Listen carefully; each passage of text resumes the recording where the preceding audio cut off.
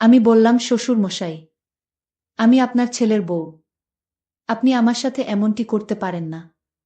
আমার শ্বশুর মশাই তখন রেগে গিয়ে আমাকে বলল, বৌমা চুপ থাকো তুমি। 3 বছর হয়েছে তোমার বিয়ে হয়েছে, এখনো তোমার কোনো সন্তান সন্ততি হয় না। আসলে আমার ছেলেটা একটা অপদার্থ, সে কিছুই করতে পারে না। এই বলে শ্বশুর মশাই রেগে মেগে আমার সাথে খুব বাজে আচরণ করা শুরু করল। আর বলতে লাগল, বৌমা, আজকে আমি তোমাকে এমন কিছু করব যাতে তুমি 2 মাসের ভিতরে মা হতে পারো। তারপরে শ্বশুর মশাই আমাকে কি যেন একটি শুকালো জিনিসটি শোকার পর থেকে আমি আর কিছুই বলতে পারি না। অজ্ঞান হয়ে মাটিতে পড়ে গেলাম। যখন আমার জ্ঞান ফিরল, তখন যা দেখতে পেলাম তা শুনলে বন্ধুরা তোমাদের মাথা গরম হয়ে যাবে। বন্ধুরা, গল্পটি অনেক অনেক ইন্টারেস্টিং। পুরো গল্পটি শোনার অনুরোধ রইল। তবে গল্পটি শোনার পূর্বে তোমাদের নিকট আমার একটি ছোট্ট অনুরোধ। দয়া করে তোমরা আমার চ্যানেলটিকে সাবস্ক্রাইব করে আমাকে সাপোর্ট করবা। হ্যালো বন্ধুরা, আমি রাইসাতুল জান্নাত রানী। আমার ডাক নাম রানী। আমার গ্রামের বাড়ি কুড়িগ্রাম। কুড়িগ্রামের নিম্নবিত্ত পরিবারের একটি মেয়ে আমি। বর্তমানে আমার বয়স 25। আমার যখন বয়স 16, তখন একটা মধ্যবর্তী পরিবারে আমার বিয়ে হয়।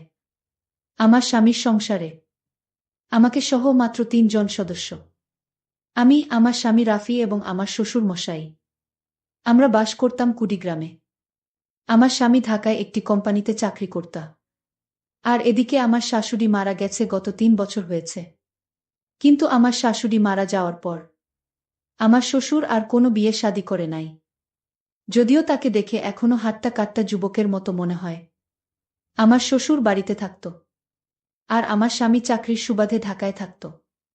আমার স্বামী মূলত আমাকে বিয়ে করেছে এই জন্যই, কারণ আমার শ্বশুর বাড়িতে একা একা থাকত। খাবার দাবারের সমস্যা হতো। আমার শ্বশুরের দেখাশোনার জন্যই মূলত আমার স্বামী আমাকে বিয়ে করেছে। আমার স্বামী বিয়ের 1 সপ্তাহ পরে ঢাকায় চলে যায় চাকরির স্থলে। বাড়িতে শুধু আমি আর আমার শ্বশুর। আমার স্বামী ঢাকা যাওয়ার পর থেকেই আমার শ্বশুর মশাই আমার প্রতি যেন কেমন করে তাকিয়ে থাকে। আর তাতে আমি কিছু মনে করতাম না, কারণ আমি ভাবতাম শ্বশুর মানেই তো আমার বাবা। সে তো আমার বাবা তুল্য। বিয়ের 1 মাস পর আমার স্বামী ঢাকা থেকে বাড়িতে আসলো। আমার স্বামী আমার জন্য অনেক কিছু নিয়ে আসলো ঢাকা থেকে। আমার স্বামীর এসব কিছু দেখে আমার সত্যি খুব আনন্দ হয়েছিল। সেদিন রাতে আমার স্বামীর সাথে অনেক মজা হয়েছিল। আমার স্বামী আমাকে অনেক মজা দিয়েছিল। আমার স্বামী দেখতে অনেক সুন্দর, অনেক হ্যান্ডসাম ছিল। আমার স্বামীর উচ্চতা প্রায় 6 ফুটের কাছাকাছি ছিল। অনেক শক্তিশালী ছিল। সুদর্শন পুরুষ ছিল। এভাবেই চলতে লাগলো আমাদের দিন। চাকরির সুবাদে আমার স্বামী ঢাকায় থাকত। 1 মাস পর পর বাড়িতে আসত। এসে আমাকে মজা দিয়ে আবার চলে যেতাম। এভাবে চলতে চলতে প্রায় আমার বিয়ের 3 বছর হয়ে গেল। আমাদের দিন খুব ভালোই চলছিল। কিন্তু বিয়ের 3 বছর হওয়ার পরেও আমাদের কোনো সন্তান সন্ততি হচ্ছিল না। আর আমরা কোনো ব্যবস্থা নিচ্ছিলাম না। এমতাবস্থায় আমি এবং আমার স্বামী খুব টেনশনে পড়ে গেলাম। আর এদিকে আমার শ্বশুর মশাই আমাকে বিরক্ত হয়ে বলত, বৌমা, তোমার বিয়ের 3 বছর হয়ে গেছে, এখনো আমি কোনো নাতি নাতনির মুখ দেখতে পারি নাই। আমি কি আমার নাতি নাতনিকে দেখে যেতে পারব? এমন কথা বলার সময় আমার শ্বশুর মশাই আমার দিকে কেমনভাবে তাকিয়ে থাকত। এই তাকিয়ে থাকার মধ্যে আমার শ্বশুর মশাইয়ের চোখের মধ্যে আমি ভিন্ন কিছুর গন্ধ পাচ্ছিলাম। তারপরেও আমি তেমন কিছু মনে করতাম না, কারণ আমার শ্বশুরমশাই শুধু আমার দিকে এভাবে তাকিয়ে থাকত। কিন্তু আমার সাথে বিয়ের 3 বছর হওয়ার পরেও কোনো খারাপ আচরণ করার চেষ্টাই কর না। বিয়ের 3 বছর পর এভাবেই কেটেছিল আমার দিন। খুব ভালোই ছিল, সুন্দরভাবে কাটছিল। কিন্তু আমার স্বামী একদিন ঢাকা থেকে বাড়িতে আসলো।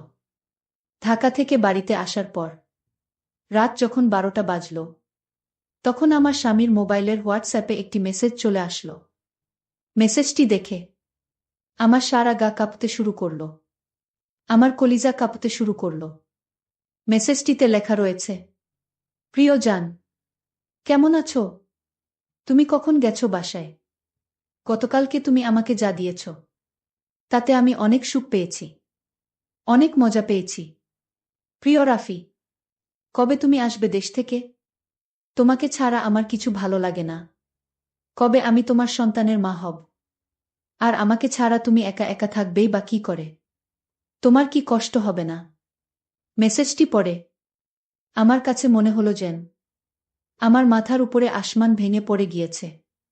পায়ের নিচে থেকে মাটি সরে গিয়েছে। সমস্ত শরীর একেবারে নিস্তব্ধ হয়ে গেছে। আটকে দিয়েছে জীবনের ধারা। থমকে গিয়েছে জীবন। মনে হচ্ছিল দম বন্ধ হয়ে আসছিল। ঠিক এই মুহূর্তে কি ভাবব বুঝতে পারি নাই। একটু খেয়াল করে মেসেজের উপরের অংশে গেলাম। উপরের অংশে যাওয়ার পর যা দেখতে পেলাম, তাতে আমার আরও আতঙ্ক সৃষ্টি হয়ে গেল। উপরের অংশে লেখা ছিল, প্রিয় স্বপ্না, আমি বিয়ে করেছি প্রায় ৩ বছর হয়েছে। আমার কোনো সন্তান হয় না। আমার একটি সন্তানের খুবই প্রয়োজন। আমি বাবা ডাক শোনার জন্য পাগল হয়ে আছি। ইতিমধ্যে আমার বউকে অনেক ডাক্তার দেখিয়েছি, কিন্তু কোনো লাভ হয়নি। আমি নিজেও ডাক্তার দেখিয়েছি, কিন্তু ডাক্তার মশাই বলেছে আমার কোনো সমস্যা নাই। যত সমস্যা আমার বউয়ের। স্বপ্না, আমি একটা বিয়ে করেছি। তা জানার পরেও তুমি কি আমাকে বিয়ে করবে? আমাকে কি তুমি একটা সন্তান উপহার দিতে পারবে? স্বপ্না বলেছিল, তুমি বিয়ে করেছ তাতে আমার কোনো সমস্যা নেই। আমি তোমাকে বিয়ে করতে রাজি। আমি তোমাকে তোমার এবং আমার ওরসের মাধ্যমে আশা করি একটি সুসন্তান দিতে সক্ষম হব। স্বামীর মোবাইলের হোয়াটসঅ্যাপে এরকম চ্যাট দেখে আমার রীতিমতো মাথা ঘুরে গেল। কি করব? আমি কিছু বুঝে পাচ্ছিলাম না। ভেবে কিছু পাচ্ছিলাম না। কি করা যায় এমন অবস্থায়? আমার তো সন্তান হয় না। সেটা একমাত্র আল্লাহ পাকের ইচ্ছায় হয়। আল্লাহ পাক চাইলে সন্তান দিতেও পারে, আবার চাইলে নাও দিতে পারে। কিন্তু এই জন্য তো আমার সংসার ভেঙে যাচ্ছে। আমার স্বামী আমার উপরে সতীন এনে বসাচ্ছি। আরেকটি বিয়ে করে আমার স্বামীর মধ্যে একটি ভাগ তৈরি করছে। এটা পৃথিবীর কোনো মেয়েই সহ্য করতে পারবে না, বিশেষ করে বাঙালি মেয়ে। আমার স্বামীর মোবাইলে এরকম চ্যাট দেখে আমি মোবাইলটা আস্তে আস্তে রেখে তারপর কাঁদতে কাঁদতে দু চোখ ভিজিয়ে ফেললাম। আর এদিকে আমার স্বামী খুব আরাম করে ঘুমাচ্ছিল। আর ইদানিং লক্ষ্য করলাম, আমার স্বামী আমার প্রতি খুব একটা বেশি টানও নেই। ইয়ার টান থাকবে বা কি করে? কারণ সে তো অন্য জায়গা থেকে যা কিছু পাওয়ার সবই পাচ্ছে। সারারাত ঘুম নেই। দু চোখের পাতা এক করতে পারলাম না। সকালে উঠে ফজরের নামাজ পড়লাম। আর আল্লাহর কাছে কান্নাকাটি করলাম যে, হে আল্লাহ, আমার স্বামীকে তুমি সঠিক পথে ফিরিয়ে আনো। তুমি আমার কাছ থেকে সবকিছু কেড়ে নিয়ে যাও, কিন্তু আমার স্বামীর ভাগটা কেড়ে নিয়ে না। আমি আমার স্বামীর ভাগটা কাউকে দিতে পারবো না। এভাবে আমার স্বামী ঢাকা থেকে এসে 2 দিন থাকার পর আবার ঢাকায় চলে গেল। মনের দুঃখে তাকে কিছু বলতে পারি নাই। আমার স্বামী চলে যাওয়ার পর আমি নীরবে একা একা শুধু কাঁদি। চোখের জল পড়ে।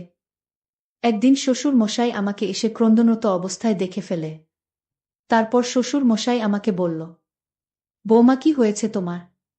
তুমি কাঁদছ কেন? আমি বললাম, বাবা, কিচ্ছু না। তারপরেও আমার শ্বশুর মশাই আমাকে বলল, বৌমা, তুমি আমার কাছে মনে হচ্ছে কোনো কিছু লুকাচ্ছ। আমি বললাম, না বাবা, আমি এমনিই কাঁদছি। হঠাৎ করে আমার বাবা মায়ের কথা মনে পড়েছে, তো তাই কাঁদছি। তারপর আমার শ্বশুর আমাকে ধরে সান্ত্বনা দেওয়ার চেষ্টা করছে। কিন্তু আমার শ্বশুর মশাই যখন আমাকে ধরে সান্ত্বনা দেওয়ার চেষ্টা করছে, তখন বিভিন্নভাবে আমার প্রতি বাজে ইঙ্গিত করছে, যা আমার কাছে খুব খারাপ লাগছে। কিন্তু তারপরেও সে তো আমাকে এই মুহূর্তে সান্ত্বনা দিচ্ছে, যে কারণে শত বাজে ইঙ্গিত পাওয়ার পরেও আমার কাছে খুব ভালোই লাগছিল। এভাবে আমার শ্বশুর মশাই আমাকে অনেকক্ষণ ধরে রাখল আর মাথায় বুলিয়ে দিতে লাগল। তখন আমি কিছুটা দুর্বল হয়ে গেলাম। দুর্বল হয়ে তার ছেলের সমস্ত বিষয় শ্বশুর মশাইকে খুলে বললাম। শ্বশুর মশাই এইসব কথা শুনে আমাকে বলল, বলো কি বৌমা, তুমি এইসব বিষয়ে আমাকে আগে বলবা না? আমি বললাম, বাবা, আমি তো আপনার ছেলেকে কখনো অবিশ্বাস করতাম না। আপনার ছেলেকে প্রচুর বিশ্বাস করতাম। কিন্তু আপনার ছেলে যে এরকম একটা কাজ করবে তা আমি কখনো কল্পনাও করতে পারি নাই। আমার শ্বশুরমশাই ছেলের এরকম কাণ্ডর কথা শুনে আমাকে সান্ত্বনা দেওয়ার চেষ্টা করল। কিন্তু এই সান্ত্বনা দেওয়ার ফাঁকে ফাঁকে আমার শ্বশুর মশাই আমার সাথে ভিন্ন রকম আচরণ করার চেষ্টা করল। আর বল, বৌমা, তুমি শান্ত হও। আজকে তোমার সন্তান হয় না বিদায়। সে একটি সন্তানের আশায় এই রকম ধরনের সিদ্ধান্ত নিয়েছে। তুমি একটু ধৈর্য ধরো। তোমাকে আমি আগামীকালকে একটি কবিরাজের কাছে নিয়ে যাব। অনেক নামকরা কবিরাজ। তার চিকিৎসায় নাকি অনেকেই মা হতে পেরেছে। আমি বললাম, বাবা, যা করার এখন আপনি করবেন। কারণ আপনার ছেলেকে তো আমার ফেরানোর ক্ষমতা নাই। পরের দিন শ্বশুর মশাই আমাকে নিয়ে একটি কবিরাজের কাছে গেলেন। কবিরাজ আমাকে দেখে পরীক্ষা নিরীক্ষা করে বললেন, তুমি মা হতে পারবা যদি তুমি একটা কাজ করো। অবশ্যই কাজটি করা আমাদের সমাজের আইনের বিধানে নেই। আমি বললাম, কবিরাজ মশাই, কি কাজ একটু ক্লিয়ার করে বলুন। তারপর কবিরাজ মশাই আমাকে বলল, তোমাকে তোমার স্বামী ছাড়া অন্য যে কোনো একজন পুরুষের সাথে ঘনিষ্ঠ হয়ে দেখতে হবে। তাহলেই আমরা নিশ্চিত হয়ে যাব যে তোমার সমস্যা না তোমার স্বামীর সমস্যা। আমি কবিরাজ মশাইকে বললাম, কবিরাজ মশাই, আমি তো পরীক্ষা করিয়েছি। ডাক্তার তো বলেছে আমার সমস্যা। কবিরাজ মশাই আমাকে বলল, মারে সন্তান দেওয়ার মালিক আল্লাহ। সুতরাং তোমাকে একটু ভিন্ন কিছু করে দেখতে হবে। একটু ভিন্ন কিছু করে দেখো। অন্য একজন পার্সন যদি তোমার সাথে একটু ঘনিষ্ঠ হওয়ার পর তুমি সন্তানের মা হতে পারো, তাহলে কি তুমি এটা চাও না? কবিরাজ মশাই এরকম ধরনের কথা শুনে আমার প্রথমত খুব খারাপ লেগেছিল। তারপর দ্বিতীয়ত চিন্তা করলাম, আমার তো একটি সন্তান দরকার। একটি সন্তানের কারণে আমার সংসার ভেঙে যাচ্ছে। আমার সংসারে সতীন আসতেছে। কিছুক্ষণের জন্য একবারে নীরব নিস্তব্ধ হয়ে গেলাম। তারপর কবিরাজ মশাইকে বললাম, কবিরাজ মশাই, আমার তো সেই রকম কেউ নেই যে আমার সাথে স্বামীর মতো ঘনিষ্ঠ হতে পারবে। তারপর কবিরাজ মশাই বলল, তাহলে আমি যদি তোমাকে এরকম ধরনের একজন লোক বের করে দেই, তাহলে কি তুমি তার সাথে ঘনিষ্ঠ হবে? আমি বললাম, জি কবিরাজ মশাই, আমি ঘনিষ্ঠ হব। তারপর কবিরাজ মশাই আমাকে এমন একজন লোককে দেখিয়ে দিল, যা দেখে সত্যিকার অর্থে আমার মাথা ঘুরে গেল। অর্থাৎ কবিরাজ মশাই আমার শ্বশুর মশাই এর দিকে ইশারা করে বলতেছে, শোনো রানী, এই যে তোমার পাশে বসা তোমার শ্বশুর মশাই তোমাকে সন্তান দেওয়ার জন্য সেই যথেষ্ট। তুমি হয়তো তোমার শ্বশুর মশাইকে খুব ভালো করে চেনো না। তোমার শ্বশুর মশাই আমার ভালো একজন বন্ধু। তারপর কবিরাজ মশাই আমাকে বলল, আচ্ছা রানী, আমার একটা প্রশ্নের জবাব দাও তো। আমি বললাম, কি কবিরাজ মশাই? কবিরাজ মশাই আমাকে বলল, তোমার শাশুড়ি মারা গেছে কতদিন হয়েছে? আমি বললাম, 3 বছরের অধিক। তারপর কবিরাজ মশাই আমাকে বলল, একটা পুরুষ মানুষ তো 50 বছরে বুড়ো হয়ে যায়নি। একটা 50 বছরের ঊর্ধ্বে লোক 3 বছর হয়েছে তার স্ত্রী মারা গেছে। সে কিভাবে একা একা থাকে?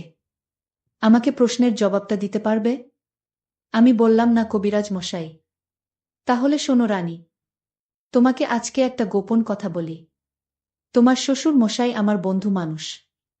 তাই আমার এখানে নিয়মিত আসা যাওয়া করত। এবং যদি কোনো মহিলার সন্তান না হতো, তাহলে সে ক্ষেত্রে আমি তোমার শ্বশুর মশাইকে কাজে লাগাতাম।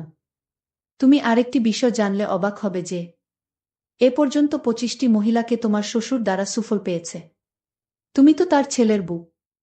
তোমাকে তো আর তোমার শ্বশুরমশাই সবকিছু বলতে পারে না। এখন তুমি যদি রাজি থাকো, তাহলে তোমার সাথে তোমার শ্বশুর মশাই ঘনিষ্ঠ হবে।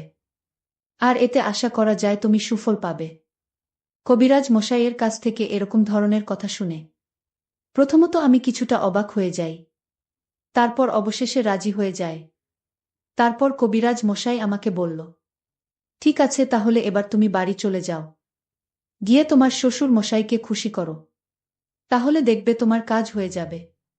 আর তোমার শ্বশুরমশাই একাজে পরীক্ষিত। তারপর কবিরাজ মশাইয়ের কাছ থেকে বাসায় চলে আসলাম। বাসায় চলে আসার পর আমার শ্বশুর মশাই আমার দিকে তাকিয়ে আমাকে ইঙ্গিত দিল, যেন আজকে আমি প্রস্তুত থাকি। অবশেষে নিরুপায় হয়ে একটি সন্তানের আশায় আমি সেই কাজটি করেছিলাম। আমার শ্বশুর মশাই এর সাথে যে কাজটি সাধারণত স্বামী স্ত্রী করে থাকে। আর এদিকে আমার শ্বশুর আমাকে পেয়ে খুব খুশি। আর তার ছেলেকে এমনভাবে টাইট দিয়েছিল যাতে তার ছেলে দ্বিতীয়বার কোনো মেয়ের সাথে কথা বলার সাহস না পায়। আর যদি কথা বলে তাহলে পরিষ্কার জানিয়ে দিয়েছে যে তার সমস্ত সম্পত্তি থেকে বঞ্চিত করবে। সবকিছু আমার শ্বশুর আমাকে লিখে দিয়ে দিবে। এইসব কিছুর ভয়ে অবশেষে আমার স্বামী ওই মেয়ের সাথে সম্পর্ক বাদ দিয়ে দেয়। আমার শ্বশুরের সাথে এসব কিছু করার পর 3 মাস পরেই আমি বুঝতে পারলাম আমি সন্তান সম্ভাবনা। মনটা আমার আনন্দে নেচে উঠল। সন্তানের মা হওয়ার আনন্দে। সন্তানের মা হওয়া যে কত আনন্দ তা তোমরা যারা সন্তান হয়েছে মা হয়েছে তারাই বুঝবে। অবশেষে 10 মাস পর আমার কোল জুড়ে একটি পুত্র সন্তান এসেছে। সারা বাড়ি আলোকিত করে ফেলেছে। আমার পুত্র সন্তানের খবর পেয়ে আমার আত্মীয় স্বজন, স্বামী এবং শ্বশুর সহ সবাই খুশি। বন্ধুরা, এইভাবে আমি একটি দুটি নয় 5টি সন্তানের মা হয়েছিলাম। এখন আমি আমার স্বামী, সন্তান এবং শ্বশুরকে নিয়ে খুব ভালোই আছি, সুখে আছি। পরিশেষে বন্ধুরা, আমি তোমাদেরকে বলবো, সন্তান দেয়ার মালিক কেবলমাত্র আল্লাহ পাকের। কিন্তু এই সন্তানের জন্য যখন কোনো স্বামী স্ত্রীর প্রতি অন্যায় অবিচার করে তখন স্ত্রীর অবস্থা খুব খারাপ হয়ে যায়। বাধ্যতামূলক হয়ে সে ভিন্ন কিছু খোঁজার চেষ্টা করে সংসার টিকানোর জন্য। সে তখন বেপরোয়া হয়ে পড়ে। তখন সে ইজ্জত সম্মানের ভয় করে না।